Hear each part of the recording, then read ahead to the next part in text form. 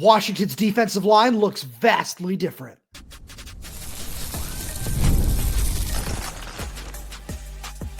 You are Locked On Huskies, your daily podcast on the Washington Huskies, part of the Locked On Podcast Network, your team every day. Welcome back in to another edition of the Locked On Huskies podcast. I'm Roman Tomashoff, site editor with Huskies Wire, flying solo again today. Thank you for making this your first watch or first listen of the day, as we are part of the Locked On Podcast Network, your team every day. And just a quick reminder to all the everydayers out there, wherever you're getting this podcast, whether it be here on YouTube, Spotify, Apple Music, Amazon Music, anywhere else out there, make sure to click that subscribe button, click that little bell as well, so you never miss when we post new video. Again, any questions, comments, concerns, drop them right down below in the comment section. And if you are audio only, please make sure that you leave us a 5-star review as well, as all that really does help us out a lot. And as well, leave a like on the video. Just let us know that you're enjoying the content, because we've got so much more fun stuff coming for you throughout spring practice for the next 3 weeks or so, however long it might be. I know it's running through May 2nd when the spring game is. I've got a lot of fun stuff to hit you with today. We're going to talk about Wesley Yates coming back to the basketball team because, hey, first of all, our insiders, they knew about that the second he hit the portal, but there's a lot to get to there because Washington doesn't sound like they're done yet either. We're going to have a nice overview of Washington's fifth spring practice, but the biggest thing we want to get to is a little bit is because of what we saw on the field, but we got to talk to the defensive line today. Got to talk to Jason Kaufusi, Elinneus Davis, Taulealea, and Logan Sagapolu. And the more we watch this defensive line, the more we see that it looks way more ready for the Big Ten than it ever did at any point last year. Where last year it was nice to have a guy like Sebastian Valdez. It was nice seeing what Armon Parker was able to give you before the unfortunate torn Achilles ended his season. And he had to rely on Logan Sagapolu in his first year playing the position and a whole lot of Jacob Bandis and then a rotation of inexperienced guys. Well, this season, let's dive into it. You're still going to have a somewhat inexperienced rotation with somebody like Elinneus Davis, who is a role player last year. Omar Khan is a redshirt freshman. Bryce Butler didn't get a whole bunch of run last year, but not only are you supplementing all those guys plus Armon Parker coming off a knee injury. He had a couple of reps today. I'll get into that a little bit later. Plus Javon Parker. I know the hope is they get him cleared on August 1st, and he's able to be in the rotation a little bit this season, plus all the guys that are coming in. Whether it be Simote Peppa, Anterio, Thompson, Taulealea. You look at all that and you say that rotation is a whole lot deeper than it ever was at any point last season. You combine that with Ryan Walters' defensive scheme, where there's going to be a whole lot of 3 defensive tackles on the field. It's a lot of 5 down fronts. We know that there's going to be a whole lot of, 1 inside linebacker, mainly Exree Alexander, playing as an outside linebacker a little bit. There'll be rotations, a whole bunch of different things to dive into. We got a whole lot of time to make sure we do that. But I say all that to just say the depth is a lot better up front. And it's not just the depth. These guys look bigger. Where we talked to Elinneus Davis, and he said he's up to 312 pounds after this offseason, and one of the biggest focuses was finding ways to get stronger. And it certainly looks like he's done that through a couple days of practice. He's somebody who is, as I talked about on yesterday's show, fighting for a spot on that first team defensive line alongside whether it be Anterio, Thompson, Simote Peppa, whoever else might end up starting. It seems like Anterio is the one guy on the interior who certainly has a starting spot locked down. Simote Peppa has been off and on with some injuries. It's something Jason Kaufusi said he's not really worried about, and they're more worried about keeping him healthy right now because he said, we've seen the film of him at Utah. We know what it looks like when he's healthy, so we prefer to keep him healthy rather than use him up a whole bunch right now and worry about that later on in the year.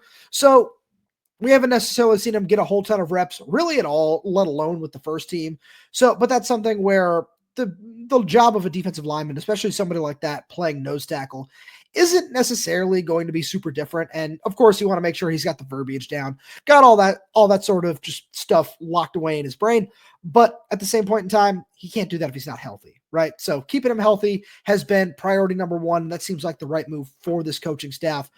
And he just adds so much of that strength that you're looking for, because that was such a big thing last season, where I point to the Penn State game, the Iowa game, Indiana, Oregon, where not only were you not getting any pressure on opposing quarterbacks at different points in time, but you couldn't stop the run. It didn't matter what the front looked like. You were not getting any pressure, any penetration, any movement at all, really, along the front 4, front 5, whatever it was with Steve Belichick's group last year. And that certainly looks like it's going to change this season. Again, we've seen Elinneus Davis, we've seen Anterio Thompson be big movers in terms of physically moving guys in the run game at different points throughout spring practice so far, but getting a chance to talk to them and just hearing about not only the concerted effort they've made to get bigger and stronger throughout the course of the offseason, but making a concerted effort to become more of a unit is something Elinneus Davis talked about. And that is such an important part in all of this to me, where the more I look at this group, I say, yeah, if they're communicating better, they're more on the same page, and this deeper unit is playing a lot more together. That's something you like to see. And I think Armon Parker, if he's healthy, is going to be a key part of that. I said I wanted to circle back around to him. And the reason I said that is we saw him take a couple reps today, which is something that for any Husky fan who has followed his career, he was an under-the-radar recruit coming out of Florida, Michigan, him and his brother Javon, and he was the more touted recruit of the two of them, but unfortunately he tore an ACL before he even arrived on campus. So he missed the 2022 season. And while his brother Javon kind of flashed, he broke out a little bit. It was nice to see that. It was, hey, Armon's supposed to be just as good. 2023 rolls around, unfortunately still not healthy. Then 2024 rolls around, tears his other ACL. So there's been just this whole lore around Armon Parker. And today we did see him on the field for a little while. Both offense and defense were doing a drill where it was one-on-ones, offensive lineman versus defensive lineman. And the whole job was to seal a run either inside or outside. The defensive lineman was supposed to break that. And seeing Armon Parker just get a few reps in that drill was a really nice thing to see, not only for him personally, but just for this defensive line, because I talked a lot about some of these guys yesterday, and I called them luxuries to a certain extent, where, of course, you can only have 11 guys on the field at any given time. I don't need to explain that to anybody. But when you look at what Armon Parker brings to this defensive line, it's size. He's another one of these guys that looks bigger, faster, stronger, but it's also this talent of we've seen what his brother Javon can be. And so there are already similar expectations for what Armon can be when he's at his best. And if those things are able to hold true coming into the 2025 season, I call it a luxury because you already have so much depth with all the guys I listed off a few minutes ago. Plus, just adding another guy to the mix like that with that sort of talent just continues to add the depth that all the best defensive lines around the country have, where you're not going to look at this in terms of recruiting rankings and say, oh, wow, it's 4s and 5 stars all over the place. But if this unit can play together cohesively and find ways to win one-on-one matchups, which is what Ryan Walter's scheme creates, they're certainly going to find a way to make an impact, which is so important because I want to talk about this faster point for the last minute or so here before I end up moving on. And I say that because when we talked to Logan Sakapolu, he was somebody who came in last year beefed up. He told us he was up as high as 366 pounds at any given point last season. And when he met with Jason Kafusi in the offseason, he said, we can't do this. We can't have you that big because you can't move as well as we want you to. There are a whole lot of things that we want you to do from the point of attack at nose tackle, but at this weight, you are not going to be able to do that. And, I feel for the guy. He said he cut out a lot of fats, a lot of cookies this offseason, which is something I'm trying to do. Not doing a very good job of that myself. Obviously, I'm not playing college football or anything like that. But he said he's dropped 22 pounds since the end of the season. He said his most recent weigh-in was 344 pounds, and he certainly looks like it. He looks way more athletic, and the hope is if he or Simone Peppa is playing nose tackle at any given time, there's certainly going to be goal line packages and different things. We'll see those two guys lining up next to each other, which is going to be a lot of fun to watch. Having just that guy in the middle, that space eater, that two-gap player, he's not going to be a game-wrecking defensive tackle by any stretch of the imagination, where I say that with all due respect and thinking about, what Greg Gaines brought to the table, where he wasn't a game wrecker in terms of a pass rusher, but the way he played the run, he would just shut down so much. Vita Vea, Elijah Qualls are guys Lars and I always love to talk about here on the show. But if he can just do a job and fill 20, 25, maybe even 30 snaps a game, that might even be pushing it, to be honest. But when you have a rotation like that, and you have a guy like that who can eat up space, eat up blocks, and just take on double teams at times and allow other players opportunities to get one-on-one matchups and win them on the outside, that's so vital for this defense. And that's at his best when he is moving well. So seeing him down 20 plus pounds is a really nice win for this defense. And he's certainly looked it so far early in the spring. And with that being said, let's talk about some of the other things we saw on the field on Thursday. right after a message from our friends over at TurboTax, because this is a message from our sponsor, Intuit TurboTax. Taxes was waiting and wondering and worrying if you were going to get any money back, and then waiting, wondering, and worrying some more. Now, Taxes is matching with a TurboTax expert who can do your taxes as soon as today. An expert who gives your taxes their undivided attention as they work on your return while you get real-time updates on their progress so you can focus on your day. An expert who will find you every deduction possible and file every form, every investment, everything with 100% accuracy. Also, you can get the most money back guaranteed. No waiting, no wondering, no worries. Now, this is Taxes. Get an expert now on TurboTax.com. Only available TurboTax Live, full service, real-time updates only in iOS mobile apps. See guarantee details at TurboTax.com/guarantees. Thursday's practice, I feel like I've said this guy's name a whole bunch, but there's only one realistic place to start, and it's with Rashawn Clark again. The former four-star recruit from Garfield High School just continued to look incredible on Thursday. He made his fourth interception of the spring. Yeah, we're 5 practices in. He's looked so good. This was his first interception in true 11-on-11 periods, where it was a pass from Damon Williams that he was looking for Audric Harris over the middle of the field. It was a little bit behind him, but Audric got both his hands on it, and Rashawn Clark just went in and was just stronger, and he ripped the ball away from him. And it's been so impressive to watch him work over the last couple of weeks, because this is somebody who I remember when he first committed to Arizona, it felt like a pretty big loss for Kalen DeBoer's coaching staff, because that was, again, a local 4-star guy from Garfield High School who you didn't know if he wanted to play receiver, if he wanted to play DB. The hope was that he would always end up playing defensive back. And now that he's actually doing that at Washington, not only is it really nice to see, but it's something where he looks like he can make an impact even as just a redshirt freshman. Where when Jordan Shaw transferred to Texas A&M, it was one of those moves that I know shocked a lot of people, where it was, oh man, this is a guy who started in the nickel for you last year. This seems like it could be a problem. And it was one of those things where I thought Jordan Shaw was a really nice player, especially in coverage. He really, really impressed me last spring.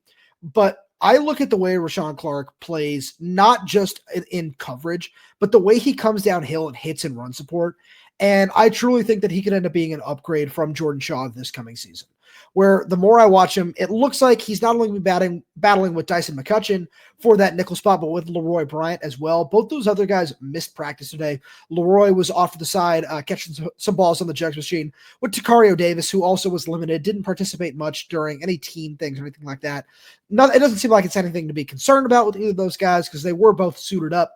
But it's going to be a really interesting competition where, again, I know this is something I mentioned yesterday, but because Rashawn Clark is playing so well, it needs to be brought up yet again.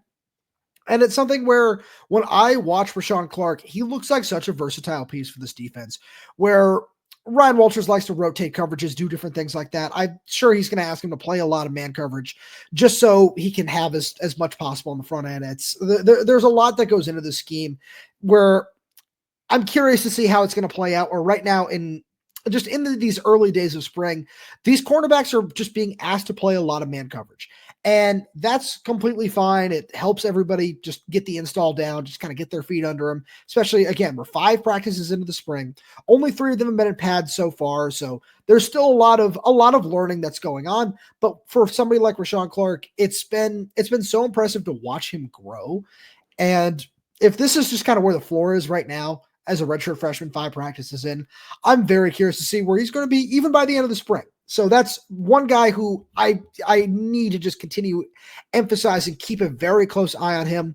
And another thing we talked about earlier this week, it's the offensive line, where John Mills and Taulealea took a couple of snaps with the first team offensive line today. It's been a really interesting first team offensive line with those guys on the field, where it's been Carver Willis at left tackle, and then you've got John Mills at left guard, Landon Hatchett at center, Champ at right guard, and then Drew Azzopardi at right tackle. So it is in essence a first team offensive line where there's still a lot of rotation there. Pocky Finau and Garen Hatchett have gotten the most snaps kind of with that unit, where we know Carver's got a tackle spot locked down.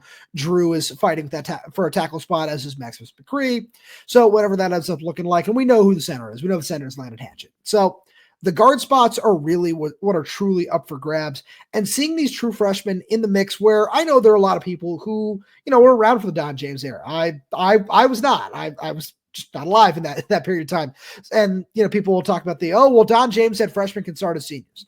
Not only is that not the reality anymore, but you just want your best 5 offensive linemen on the field. And I don't know if those 2 guys are there right now, but physically they certainly look like it. And at the very, very least, we know they're going to play this season because Jedd Fisch has already said that.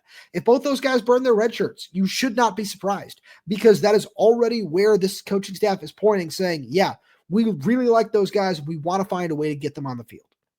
So seeing them out there with the first team offensive line, they have been holding their own. There's still certainly a level of learning and adjusting to the college game that needs to happen, especially when you're going up against somebody like Anterio Thompson, who has just proven that he might be the strongest player on this team, where I know Sebastian Valdez passed that off to Armon Parker, but I think Anterio Thompson is right there with him stride for stride in terms of just how physically strong he is.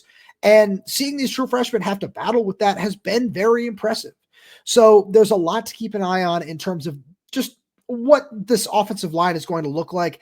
But no matter what it looks like, I feel that any fan who is worried about that, because Jedd Fisch has given no indication that there's going to be any sort of looking for another offensive lineman in the transfer portal, that it's going to be these guys. It is this unit because it is a big enough unit where 1 or 2 guys are probably going to transfer. Come April 14th, I believe, is the first day of the transfer portal period. I believe it's 14th to the 24th, where if 2 offensive linemen leave from this group, you should not be surprised, and you should not take that as a concern. It's just this is a very large group right now, and there are going to be guys from this group who unfortunately might not develop in the way that this coaching staff hopes, or just straight up will not have a chance to get on the field. And right now it looks like the rotation will be basically everybody that's in the competition at guard. It's, again, Pocky Finau, Kieran Hatchett, Zach Henning, and then those 2 freshmen. And then outside of the 3 other guys I named, the only other person who looks like he might be just truly in the rotation now is Maximus McCree. I think Sawane Fasolo is somebody who is still continuing to develop. They've moved him to right tackle a fair amount this spring, and learning a new position is certainly going to be a little difficult for him, and you have time to develop somebody like that. So I don't necessarily see him being a part of this. I think that we might be able to see a jump from some of these other redshirt freshmen, whether it be Michael Watkins, Justin Hilkema, David Boyajian. There's a lot to be intrigued by along the offensive line, but I think the group of who is going to end up playing is getting closer to being set than some people think. I don't think the full rotation on who's starting is anywhere close to being set, but I believe this coaching staff has shown us very early on in spring practice, these are the guys we like. This is why we push to have so many of these freshmen enroll early, because we think that they can play early, and they've proven that. I think Jack Schaefer is somebody, another one of these 2025 early enrollees that certainly could be in that boat, but he's still recovering from hip surgery that he had at the high school, following his senior season in high school. He's been out there. He's been playing. I've been impressed with him. I think physically, like those other 2 guys, he certainly looks the part, but with where they are in their development right now, there's no reason to rush him. And he's somebody who's going to kick out to tackle sooner or later. So there's a point where maybe we see him in a couple of games this season, but I think he's just a little bit further of a ways off right now, in no way to be concerned about at all. Just like there are a whole bunch of minor injuries I wanted to make sure we ran through, where talked about Raiden Finesbright a little bit the other day. He was on the field for a little while on Tuesday, left practice early, came back in the workout attire, and kind of went through a couple of drills with some of the other injured guys, Jacob Manu, Zajus Randy Saleh, Zach Durfee, some of those other guys. He missed practice again today, as did Penn State transfer Amari Evans. Didn't look like it was anything major on either front, where without those guys, it was nice to see, the conversation we had yesterday, to keep bringing everything back to yesterday's show about those young receivers. We saw those guys step up. There were some highs and lows. I thought Justice Williams looked really solid today. Chris Lawson is certainly developing into a nice threat over the middle. Marcus Harris is somebody who I'm really impressed with, just what he just knows about the game. It's very clear he has a high football IQ and understands a lot about releases and just how to position his hands and feet correctly to do a whole bunch of different things off the line of scrimmage. which is really nice to see. So again, nothing to be concerned about on the injury front there. I know I mentioned Tacario Davis a few minutes ago as well. He's somebody who didn't participate in a lot of the team portions, but the fact that was still suited up, wearing pads, everything like that, means nothing really to be concerned about there. Just was kind of off to the side. And with a lot of those younger guys, I would be remiss if I didn't mention Caleb Presley to round out the segment, because talked about the Rashawn Clark interception to open this. The only other turnover of the day came from another former highly touted local recruit in Caleb Presley, where Caleb Presley has, as I read about it a little bit over on Huskies Wire, a perfect peanut punch, if you will, where Cade Eldridge caught a little drag route over the middle of the field, and he went to turn upfield, and Caleb Presley did a phenomenal job getting in there and punching the ball out. It was recovered by another former 4-star recruit and a true freshman in Riley Dillard Allen, and it was just nice to see Caleb Presley step up with the opportunity that he was given. We saw him do that a little bit last fall after he dealt with an injury, and seeing him pick up where he left off there. He hasn't dealt with any injuries so far this spring, which has been nice to see after he missed a lot of time over the course of his first 2 years. And again, without Tacario Davis on the field, without Ephesians Prysock on the field, and Leroy Bryant, he got an opportunity to step up and run with the first team defense. And he really proved that he has developed a lot in his last 2 years at the college level. And even though he hasn't really been able to get on the field yet, he's somebody who, if he proves that he can continue to develop, that he is going to be a useful piece for this coaching staff, especially when I look at this fall and I see Dylan Robinson coming in, and this cornerback room might be a lot better than people think, just behind those two starters who might be the best tandem in America. But speaking of things that might be the best, Washington might have the best transfer portal class in the country on the basketball court.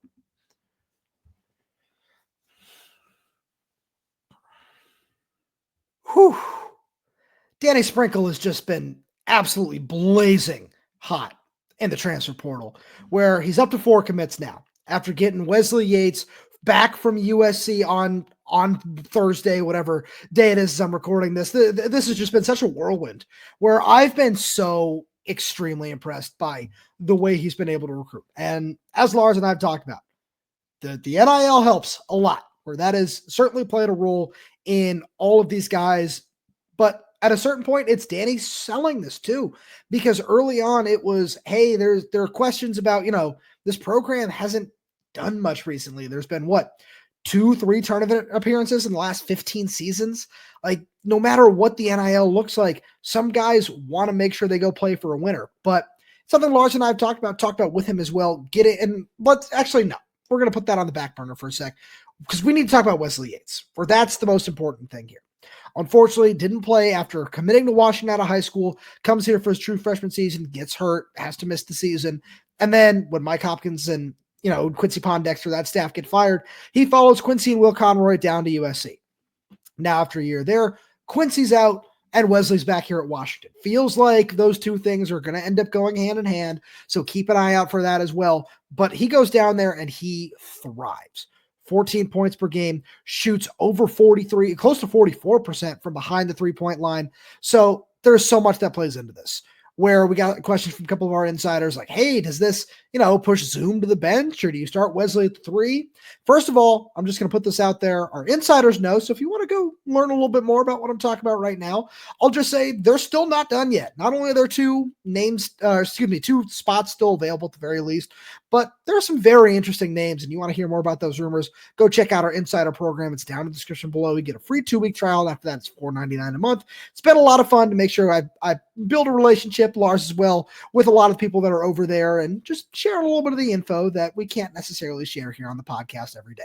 So go check that out. But I say all that because this has become such an interesting roster. There was somebody who put it out there, I can't remember the name of the account, who said Washington has gotten insanely deep through the transfer portal, where listed out what a 10 deep roster would look like right now, with Cortland Muldrew and JJ Mandequit coming off the bench, as well as Frank Kepnang was one of the guys coming off the bench in that role, which just proves how deep Washington is. And of course, you'd expect Frank to end up starting if he can stay healthy.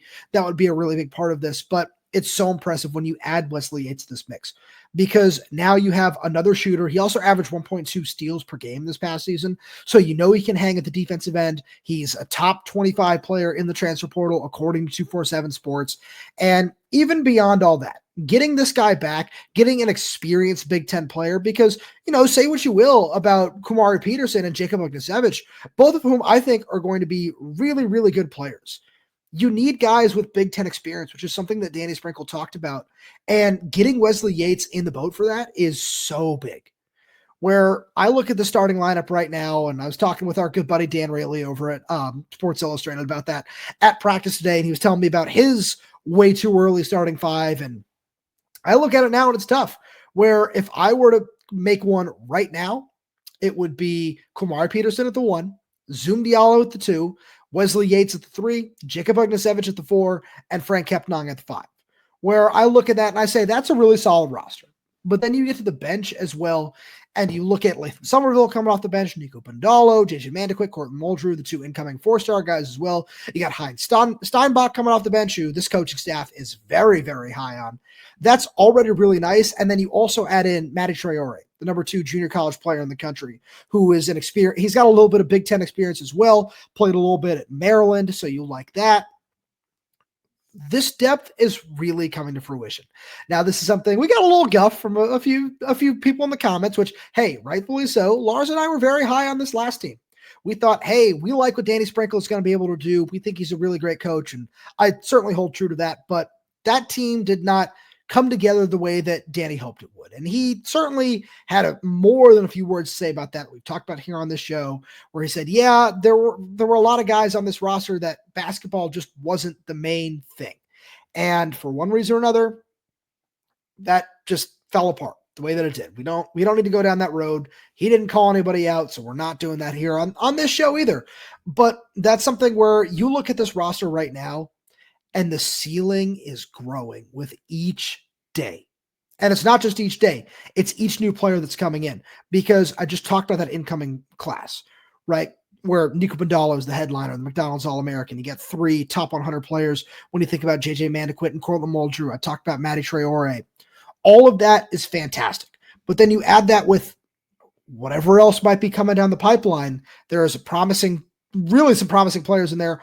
I would bet it ends up being one more guard, just somebody to really round out that backcourt with a little bit more experience, because you like the way it looks right now, right? Wesley Yates is going to be going into a sophomore season where he's a junior academically, but will have 3 years of eligibility remaining. So you like where you are with that. Zoom Diallo will also have 3 years. But outside of that, Kumari Peterson's gone after this year. So if you get somebody else who's got a few years under his belt, but's got a little bit of experience, you like that. And then you've got a little bit of inexperience behind them in JJ Mandequick and Courtland Muldrew.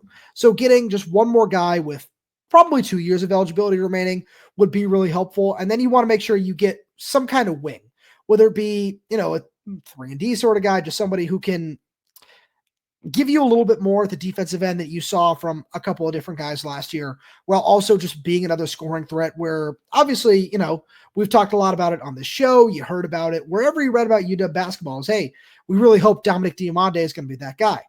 Obviously he's at BYU now, but I don't think that's going to be a loss at all when I look at how this roster is shaping up, because even right now, I believe that this could be, at worst, a top 5 roster in the Big Ten next season. Now, what are they going to do with that roster? What is this coaching staff going to do? We're going to find out. But I want to say that you should just lean back and trust Danny Sprinkle with this, because this is something he proved to do at Montana State. It took a couple of years to build his program up there the way that he wanted, and he took it to the tournament multiple times. And then in 1 year at Utah State, he was able to do that, where different circumstances there. Obviously, they were really good again this season. So there's certainly something special going on at that program. But then Danny takes a lot of the guys over here to Washington, and it doesn't necessarily work out that way, where a lot like the football team in a couple of instances, it just wasn't a big physical enough roster with enough experience at the Big Ten level. That's not going to be the case this year, where I talked about the Big Ten guys, right? With Wesley Yates, with Lathan Somerville coming over from Rutgers. You have some of that. You're getting Frank Kepnang back. You're getting Zoom Diallo back. And then you go out and, honestly, again, having the NIL budget that you do is certainly going to help a lot in that, where it's, let's go get the SoCon Player of the Year and the Atlantic Sun Player of the Year. That's all wonderful. Getting 3 guys who shoot over 40% for three-point range is incredibly helpful as well. When you look at this past season, we saw DJ Davis struggle, saw Tyler Harris and Tyler Harris was consistent all season long, saw Makai Mason really picking up down the stretch. But the more I look at this roster, again, I believe that this could be at the very worst a top 5 roster in the Big Ten with the way that it's shaping up. Now, there's, again, still 2 more additions coming down the pipeline. Keep an eye out for those. But with what Danny Sprinkle can do, the tournament is the bare minimum come next season, where the way this roster is constructed, you could win 2, honestly, maybe even 3 games of the tournament. I know I'm getting a little ahead of myself there. It's way too early. It's April 10th as I'm recording this, but there's so much promise on this roster, and I really like the way it's shaping up. And credit to Danny Sprinkle for finding a way to improve on some of the things that he really lacked in his first season and saying, these are things that we need to identify moving forward and addressing them in a manner of not just going out and filling them with a body, but filling them with the best body he can possibly find. Because whenever transfer portal rankings come out and, hey, who came out as the biggest winners from the portal, Washington is going to be that team. Will they go into the season ranked? I don't know. Too early for that. But they certainly have that kind of talent on this roster. And if it all comes together, if they're able to buy in and learn Danny's system quickly and efficiently, this team is going to be a force to be reckoned with in the Big Ten. That's all I got for you today. Thank you so much for tuning in. I really do appreciate it. And to make sure you're up to date with all the latest in the world of UW athletics, please make sure you subscribe wherever you get your podcasts. Whether that's YouTube, Spotify, Apple Music, Amazon Music, we're there. We're everywhere. We're updating this channel to new content every single day. So make sure you click that like button, click that little bell so you never miss when we post a new video. If you have any questions, comments, concerns, drop them right down below in the comment section. And if you're audio only, please leave us 5-star reviews. It does help us out a lot. Thank you so much for tuning in, and we'll talk to you on Monday.